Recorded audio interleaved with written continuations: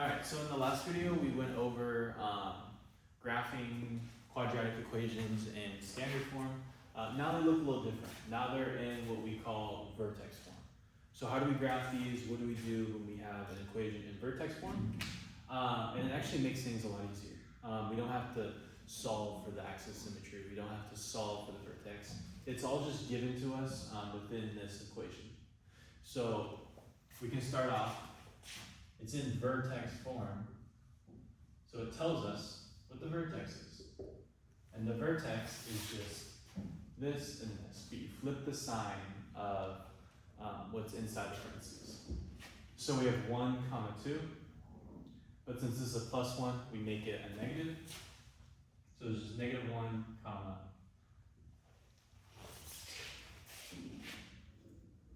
So this one just goes here. This one just goes here. And so if you guys remember, the axis of symmetry is just x equals whatever the x value is for the vertex. So the axis of symmetry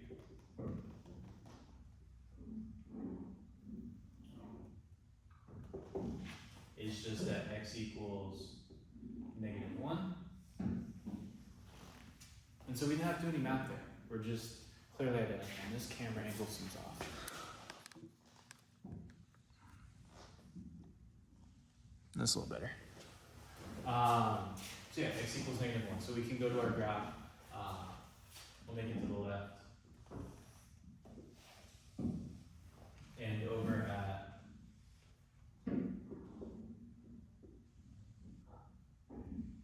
-1, we have our axis of symmetry. And then the vertex, the exact point for that.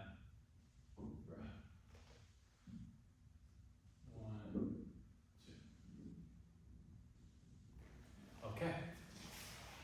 Now we need to figure out 4 other points to make this graph. So I'm going to do that over here. And I told you guys how we find these points is we use the fact that if you're 1 unit away from the vertex, you're both going to have the same y value. If you're 2 units away, you're going to have the same y value. So we start with -1, 2 in the middle, and then we take the 2 values before and the 2 values after. So we have -2, -3, we have 0, 1. Because we know that these 2 are going to be the same, and that those 2 are going to be the same.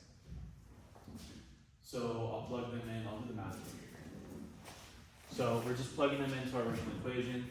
So if we plug in 0, so -2 times 0 plus 1 squared plus 2, that's just -2 times that first,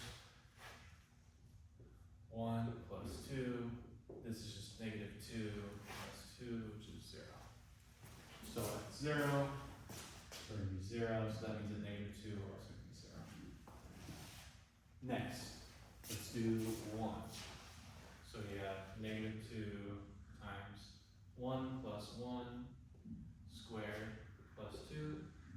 So this is the same as -2 times 2 squared plus 2. If you guys remember PEMDAS, you do the exponent first. So this is -2 times 4 plus 2. This is just -8 plus 2. These are just -6.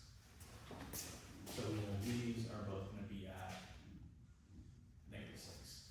So we can graph them now.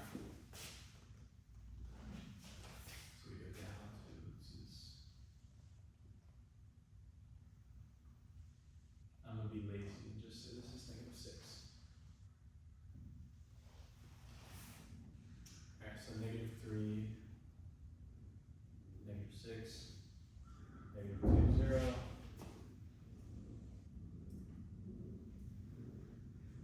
And so we can put our points through now.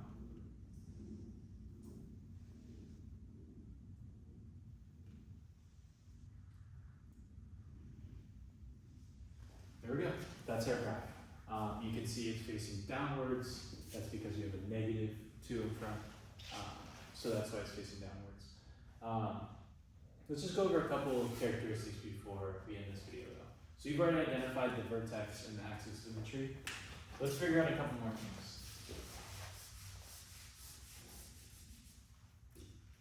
The domain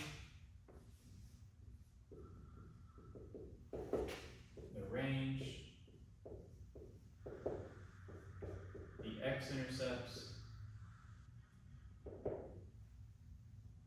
and then the y. The domain, as I said in the last video, the domain of all quadratic functions is always just going to be negative infinity, comma infinity. Because when you just go to the left forever, we can go to the right forever. The range is going to be a little different because, as you can see, our lowest point is just down. We just go down forever. However, we do have a specific highest point, and that's at 2. So our range is at negative infinity, comma 2. Our x-intercepts, I told you just kind of eyeball them because we haven't figured out how to solve equations. But here, I mean, we already found it. It's at negative 2 and 0.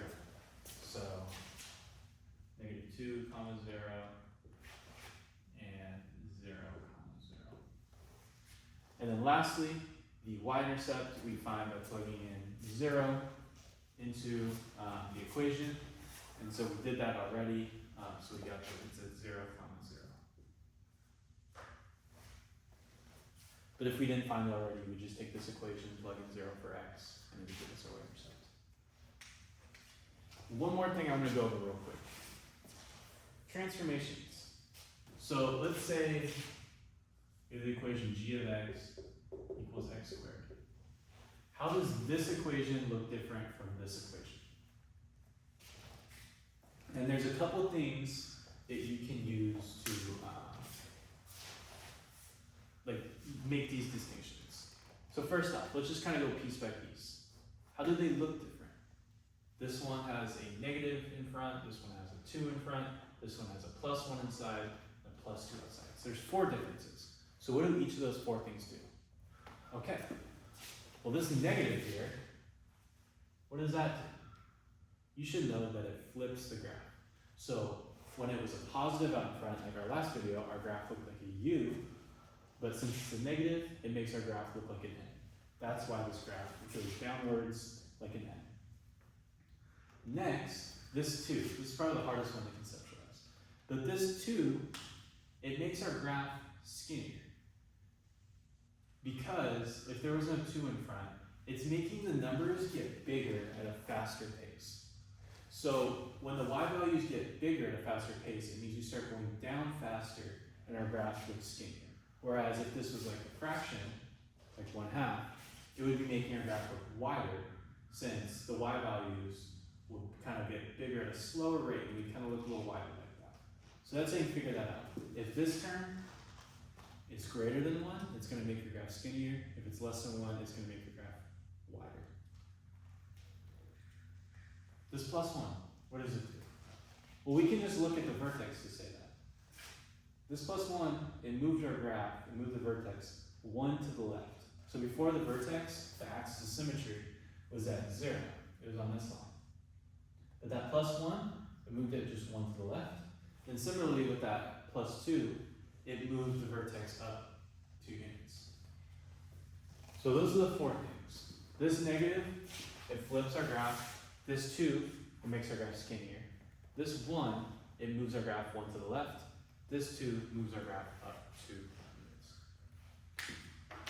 And that's all I got.